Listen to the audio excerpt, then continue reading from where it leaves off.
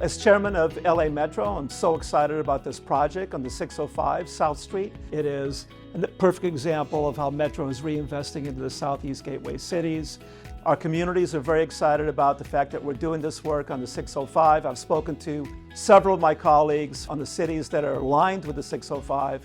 I'm glad to report that I have heard from residents who've noticed the new and improved 605 South Street off-ramp, and they are very happy. Now it will allow our residents and visitors to Cerritos to shop and dine at our Cerritos businesses, including the Los Cerritos Mall and the Cerritos Auto Square. The specific things that it accomplished, it added 2 right-hand lanes and 2 left-hand lanes. All of this will make traffic less of a bottleneck coming off the 605 freeway.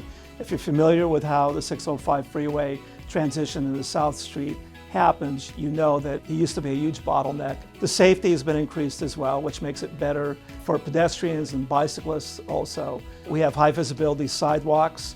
We also have ADA compliant ramps. We have a better lighting system. The great things that happen in this project is the collaboration between Metro and local agencies as well as local cities. It was a very collaborative project, and it's part of a bigger package for the I-605 and 91 projects.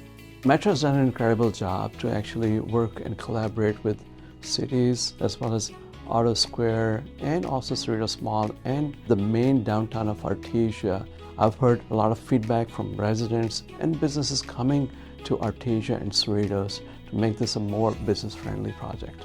With this project complete now, it's another perfect example of how Metro has reinvested in the communities and also for the gateway cities creating connectivity throughout the region. Once again, Metro is prioritizing safety, traffic flow, and connectivity for the Southeast cities.